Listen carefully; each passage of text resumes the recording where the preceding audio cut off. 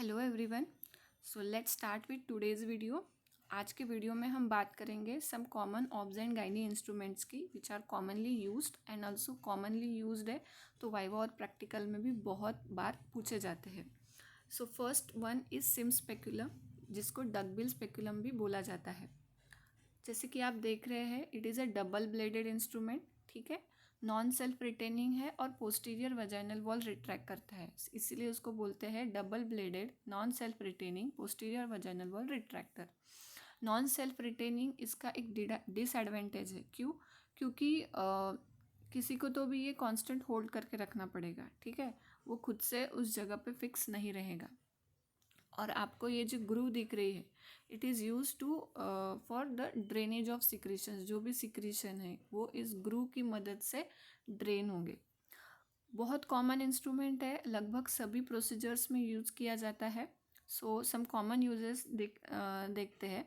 The first one is in OPD for routine gynae examination to visualise the cervix and vagina. हम अगर किसी चीज़ को retract कर रहे हैं तो किस लिए कर रहे होंगे? To see the inside structures. So inside में क्या है? सर्विक्स है, खुद वजाइना है। So routine examination to visualise the cervix and vagina for making of pap smear और आईयूसीडी इंसर्शन के दरमियान हमें स्पेस चाहिए, हमें स्पेस अवेलेबल चाहिए, क्लियर विजुअल फील्ड चाहिए। सो उसके लिए यूज़ किया जाता है। मेडिकल टर्मिनेशन ऑफ प्रेगनेंसी के दौरान जब सक्शन और इवैक्यूएशन किया जाता है तब भी ये इंस्ट्रूमेंट यूज होता है। काफ़ी गाइनी सर्जरीज में यूज किया जाता है।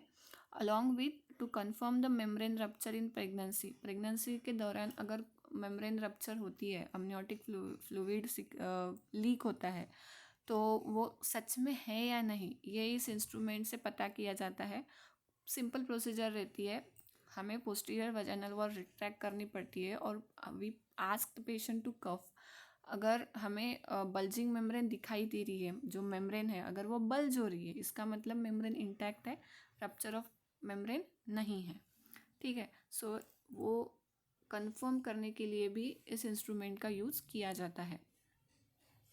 Next is Sims anterior vaginal wall retractors. जो पहला वाला था वो पोस्टीरियर वजाइनल वॉल रिट्रैक्टर था, राइट। सो उसमें क्या था कि वो सिर्फ पोस्टीरियर वजाइनल वॉल रिट्रैक्ट कर रहा है। तो एट द सेम टाइम कोई ऐसा भी इंस्ट्रूमेंट होना चाहिए जो एंटीरियरली वजाइना को रिट्रैक्ट कर सके और हमें एक क्लियर विजुअल फील्ड दिखाई दे सके।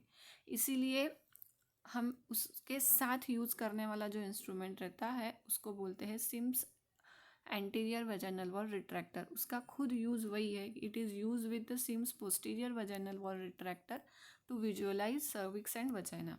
एक रेयर यूज़ है कि ओबीजीवाई में जब भी ब्लंट क्यूरेटाज करना पड़ता है, राइट, तो उस दरम्यान भी ये इंस्ट्रूमेंट यूज़ किया जा सकता है। आइडेंटिफिकेशन बहुत ईजी है।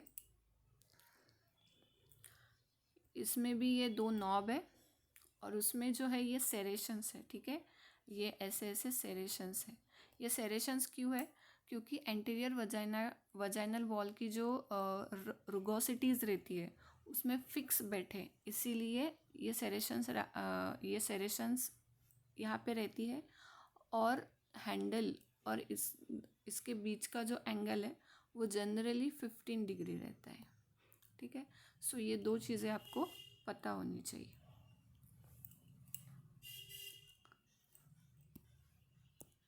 Next is this one. So this is a speculum actually. So see, it is a Cusco's bivalve self-retaining vaginal speculum. So नाम ही बोल रहा है कि it is a self retaining. So जो सिम्स पोस्टीरियर वजाइनल वॉल का retractor का जो disadvantage था उसको ओवरकम करने के लिए इंस्ट्रूमेंट बनाया है which is a self retaining, right. इसको किसी को होल्ड करने की ज़रूरत नहीं है, ये खुद से उस जगह पे फिक्स रहता है क्योंकि with the help of this screws, right. So this is the space जो अवेलेबल रहती है और जिसकी मदद से हम सर्विक्स एंड वजाइना एग्जामिन कर सकते हैं। सो यूज इज़ रूटीन पर speculum examination in OPD along with वही यूजेस है कि हमें अगर सर्वाइकल और एंडोमेट्रियल बायोप्सी करनी है, पैप्समियर है या फिर आईयूसीडी इंसर्शन है, सेम यूजेस है जैसे कि हमने सिम स्पेकुलम के देखे हैं पोस्टीरियर वजाइनल वॉल रिट्रैक्टर के देखे हैं वैसे ही सेम उसके भी यूजेस है। बस फ़र्क इतना है कि it is a self retaining, जिसका ये एडवांटेज है, और जो डिसएडवांटेज बोल सकते हैं वो दो है जो और ये पूछे भी जाते हैं, ठीक है। So the first is less space available to carry out the procedures, right. Compare कीजिए ना आप वो स्पेकुलम और ये स्पेकुलम, आपको इतनी अवेलेबल स्पेस मिल रही है एग्जामिन करने के लिए क्योंकि इतना ही है ना ये। So obviously less space available है प्रोसीजर के लिए। और सेकेंड इज कि एंटीरियर और posterior vaginal wall are not per se scene, right. Round structure है तो जो विजुअलाइज स्ट्रक्चर हम देखेंगे वो भी ऐसे राउंड शेप में होगा, जिसमें एंटीरियर वॉल और ये जो पोस्टीरियर वॉल है हम वो विजुअलाइज नहीं कर सकेंगे। सो it is not used for diagnostic purpose, only examination purpose के लिए कस्कोज स्पेकुलम ठीक है, बट अगर कुछ डायग्नोसिस करना है तो उसके लिए हम ये यूज़ नहीं कर सकते। नेक्स्ट एक स्पेशल वजाइनल वॉल रिट्रैक्टर है, सब आइडेंटिफाई कर लेंगे, बस आपको नाम याद में रखना है। It is Auvard self retaining posterior vaginal wall retractor, ये भी पोस्टीरियर वजाइनल वॉल रिट्रैक्टर है। आइडेंटिफिकेशन बहुत ही ईजी है क्योंकि दिखते कुछ अलग है, right. So see handle has a blade attached to it, so it has a blade attached to it, along with it has a, sorry यहाँ पे blade नहीं चाहिए, it has weight, right। so the handle has this weight which is attached to it, and और ये जो blade है और ये जो handle है इसका इन दोनों का जो एंगल है it is less than 90 degree, ठीक है। स्पेसिफिकली कुछ रिक्वायरमेंट्स है इस इंस्ट्रूमेंट की कि तब भी हम ये इंस्ट्रूमेंट यूज़ कर सकते हैं। The first one is general anaesthesia, अगर पेशेंट है जनरल एनेस्थीसिया में अगर पेशेंट है तभी हम ये इंस्ट्रूमेंट यूज़ करेंगे, और only lithotomy position is used for applying this instrument. So बहुत कॉम्प्लिकेटेड है, आजकल नहीं यूज़ किया जाता है, जस्ट फॉर आइडेंटिफिकेशन पर्पज़ आपको पता होना चाहिए, ठीक है। और स्पेसिफिक यूज़ है कि जो भी वजाइनल सर्जरीज गायनी में की जाती है उनमें ये यूज़ होता है, जैसे एंटीरियर कोल्पोरेफी हो गया, पोस्टीरियर कोल्पोरेफी हो गया, प्रोलैप्स की बहुत सारी सर्जरीज रहती है उसमें ये यूज़ किया जाता है। But the most important one जो मैंने हाईलाइट भी किया है कि it is not used in routine पर स्पेकुलम एग्जामिनेशन, क्योंकि रिक्वायरमेंट्स है ना, आप देखिए इंस्ट्रूमेंट भी बहुत बड़ा है तो ऑब्वियसली